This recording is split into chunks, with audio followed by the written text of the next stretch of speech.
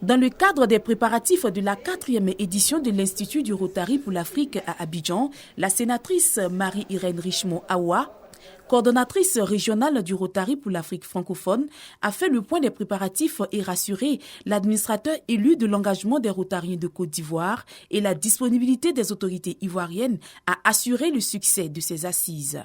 Initialement, c'était en Éthiopie. Et je pense que si la Côte d'Ivoire a été choisie, c'est parce que la Côte d'Ivoire compte, n'est-ce pas? Elle compte sur le continent africain. Et nous pensons que cette activité qui va réunir plus de 600 Rotariens contribuera également à enrichir la Côte d'Ivoire au plan du tourisme, au plan de l'économie. L'administrateur élu a salué le travail accompli et se dit satisfait. First of all, I'd like to thank my colleagues. Je voudrais remercier Marie-Irène Richemont, que j'appelle affectueusement Mira, PDG, ma collègue, pour tout le travail qu'elle fait avec son équipe. Remercier son équipe également. La Côte d'Ivoire est un pays stable et c'est pour cela que nous pensons que l'Institut ici sera une bonne opportunité pour faire accroître l'effectif. Notons également que l'événement sera marqué par la présence de la présidente mondiale de la première organisation citoyenne du monde, la Canadienne Jennifer Jones. Le Rotary, organisation de services créée en 1905, intervient autour de cet axe. Il s'agit entre autres de la paix et la résolution des conflits, la protection de l'eau, l'assainissement, la santé de la mère et de l'enfant, l'alphabétisation, l'éducation de base et le développement économique. Peut-on ne rien devoir à personne? C'est justement à cette question que répond Mawa Bakayoko, auteur de l'œuvre Mansa Djoura Tabali. C'est tout simplement parce que c'est comme ça que ce roi-là se proclamait, celui qui ne voulait jamais rien devoir à personne. Et souvent, je me pose la question de savoir, est-ce possible de ne jamais rien devoir à personne sur cette terre? On vient dans les mains de quelqu'un, on repart dans les mains de quelqu'un.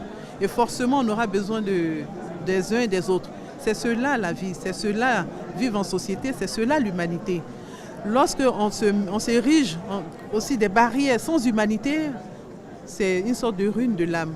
On n'a pas cette grandeur de l'âme qui devrait accompagner tout être humain. À travers chants et proverbes, l'auteur nous fait voyager dans l'univers des contes initiatiques. Elle explique le contexte historique de son livre. Un conte initiatique et qui aura pour titre Mansa Djoura Tabali. J'en avais plusieurs dans la tête, mais il y a un qui venait frapper à ma porte. Et ce conte-là, je l'ai eu de la bouche du fils de Messotier. Je l'ai eu de la bouche du fils de Norobinga. Je l'ai eu de la bouche de mon aîné Siakas Maoro. J'ai pris cela de sa bouche, lui-même l'a pris de la bouche d'un de ses maîtres, le Peul Baba. Ce conte initiatique de 164 pages a été édité par les éditions Barreau. La dédicace de l'œuvre a mis fin à la cérémonie.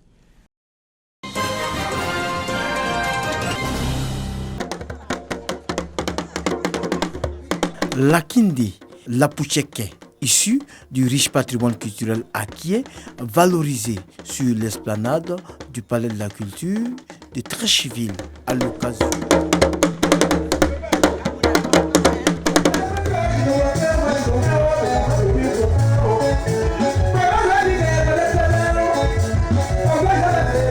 La première édition du Festi Akie. À l'occasion de ce festival, la gastronomie est présente. Je suis venue au Palais de la Culture pour présenter la nourriture de chez moi. Bon, je fais du biocosseux qui est déjà presque fini. Il y a de l'escargot ici que vous voyez là, bien fait aux champignons. Il y a la sauce biocosseux bien épicée qui est là, bien épicée, il y a du champignon dedans. Et le biocosseux ne se mange pas forcément avec le poisson. Il y a aussi la goutille qui est au feu là, le poisson fumé, voilà. Ceux qui ne mangent pas du foutou peuvent prendre aussi avec le riz, avec de la tiquée. Nous présentons les brochettes d'escargot, les atiers, le plat typique, c'est le biocosseux. Mais en bas, il y a les escargots, il y a du poisson, il y a du poulet. Les festivaliers, heureux de se retrouver sur l'esplanade du Palais de la Culture, ne boudent pas leur plaisir. Une très belle occasion de retrouvailles Voilà, les frères, les sœurs, on profite de cet événement pour se retrouver ici, pour nous amuser et pour faire le show. Le Festi Aké est un festival conçu sur mesure pour inviter tous les compatriotes de la diaspora, les amis des Akiés et les Akiés eux-mêmes à aimer, à partager les us et coutumes de leur région. Après cette première édition, les festivaliers prennent rendez-vous l'année prochaine.